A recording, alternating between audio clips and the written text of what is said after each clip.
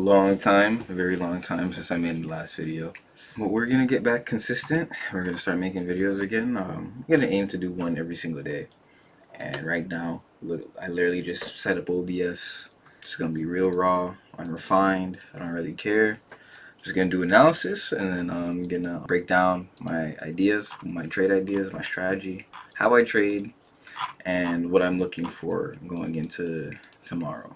Currently trading on Top Step, working on an XFA, and really that's what you're gonna see. You're just gonna be seeing my executions and not my executions. You're gonna see my analysis for MNQ futures, and obviously I'm gonna start covering more than just futures or one trading asset. I'm gonna do crypto, stocks, futures, just anything regarding investments and anything regarding building wealth off of this stuff and just having fun with it. Like not being serious, just doing my thing, being myself, and helping you guys entertain and I guess make some money while we do it. So I'm gonna we'll just go through the motion, get the analysis done. So the strategy that I use primarily is supply and demand, and I recently started incorporating the use of liquidity sweeps. So what I like to see is I like to see a zone, right? See, we have this demand zone here on the 30-minute. We had this demand zone here on the 30-minute. And basically, we come down, we test that demand zone, and I want to see buyers the same way I always would say. But really, after that, all I'm looking for is just some sign that there was liquidity swept, meaning there was a lower high or a higher low put in, and then we break that higher low, tap the demand, and then see more signs of a rally right after. So let's take a look, for example, the 5-minute, and we have like liquidity right here, right? And after we sweep that liquidity, I would just wait for us to like maybe tap this 30-minute zone or even tap this 5-minute zone here, and boom. Once we tap this zone and I see some signs of buyers, I'll take the long, try to target the next area liquidity, the next area supply, whatever it is, whatever we find. And literally, that's the setup right there. And that's all I do. And obviously, I still trade breakouts. I trade stuff like that too if the price action shows me that, hey, we're bullish, we're bearish, this strategy might not be working, I might pivot and do that. As long as I'm risking an amount that I'm comfortable with, I'm not really going to be too picky about the trades that I take. Just always just try to make the best decisions and just keep making profitable decisions, you know what I'm saying? And recently I just had an XFA that I wasn't up that much. I was up 1,200 and I was, one day away from a payout. And just got on in the morning doing foolishness. Literally just woke up and had no plan. Say, yo, one day from a payout, let me make a quick $200 from Top Step. Blew that shit. Gone. So I'm starting fresh, and I'm just gonna do it with not really a new strategy. I'm just not gonna take trying to be so perfectly risk managed on the prop firms. I'm more just gonna go for a shotgun approach. Like I'm gonna risk hard, risk heavy, and have multiple accounts ready to go and just try to pass multiple, and then once I have the excess phase and multiple, I'll copy trade them on smaller size and be able to actually preserve them properly instead of doing what I was doing before. A lot of other traders do that, people who are more successful with prop firms, so should work out for me no problem. I like that idea more because I'm not spending multiple weeks on one challenge account. It's pretty stupid in me because I'll rather be getting paid. Obviously the end goal is to be live, but I want to just stick with the prop firm, see how I can take advantage of them as much as possible, ideally. So I'm just going to keep doing, because lots of people make bank off of these prop firms, and I'm one of those people who will be making bank off of the prop firms too. And then that's about it. So I'm just marking up the charts right now. I'm not really looking to trade anything today. How we have this 2-hour supply zone here that we're rallying into. That's going to be significant to me because we have this high right here, right? You could see that we're making these lower highs, lower lows since all-time high.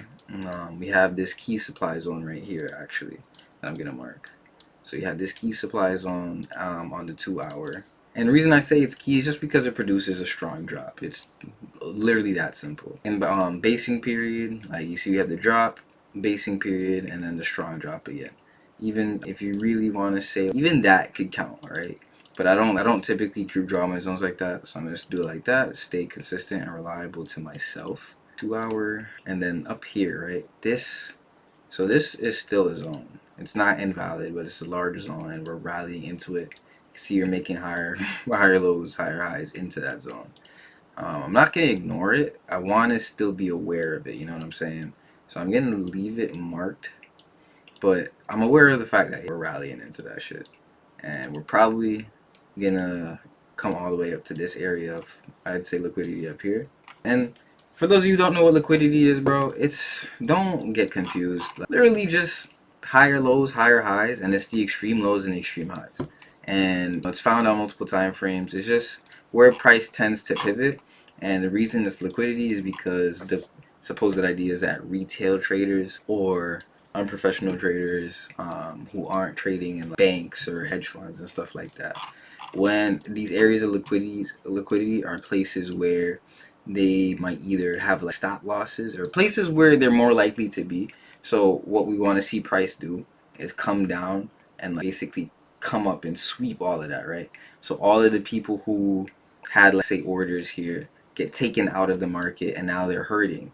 And once that happens, then it moves in the favor of whichever the direction of the market is. Simple stuff. I'm gonna like be making a course and shit on that, or I don't know. There's so much information online, but sometimes people, they just tell me they want to learn directly from me. So do my job as a mentor and an educator and do what I can to help, I guess.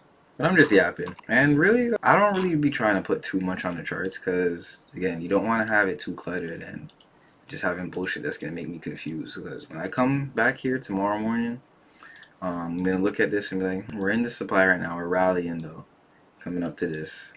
So technically, in my head, at this current moment, we're bullish, right? We're making higher lows, higher highs, and we come down into this inner price action here, right? This, I didn't even drop down to the 15-minute.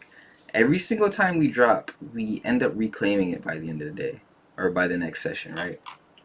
And we've been doing that since we put in that low. Where is that? Where was that low at? Since we put in this low right here at January, what? Monday, January 13th. Yeah, January 13th. So like last week, I believe. And then we had these lows over here from just damn near November, right? And equal tested that, equal lows, boom, bounce. And like, for example, like area right here, you say that's liquidity, you could call it support, bro. It's all the same friggin' concept. So don't get too caught up on the names. It really doesn't matter. As long as price is doing and what you expect it to do and it's aligning with the market, and like, who cares?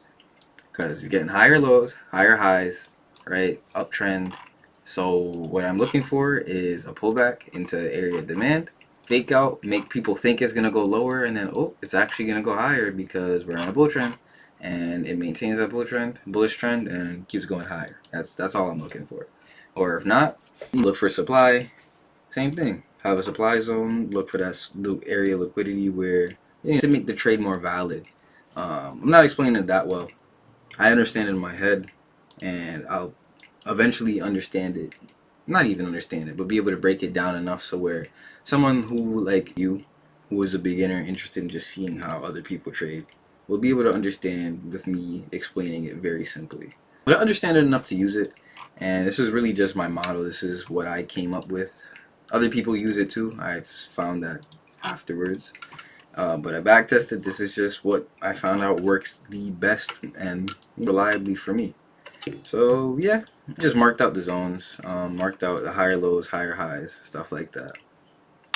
And I'm kind of interested in this. This is kind of demand right here. I'm not gonna lie, right? We got this 3 here, and you see we got this basing period, and we rallied. Well, the only thing is it's pre-market, or not even pre-market. It's fucking nighttime right now. It's 8:25 p.m.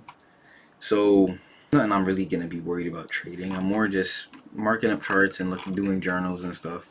But I am excited to get back into options. I'm gonna start swing trading options now, and rather than trying to day trade them, I'm gonna just stick to day trading futures. But swing trading options, swing trading stocks, and having more fun with that. And I'll actually start making more educational content in that direction because, you know, too, I think it's easier for you guys. I think it's way easier. So yeah, video. I just wanted to make something, have something to post. Stay tuned for the next one, guys.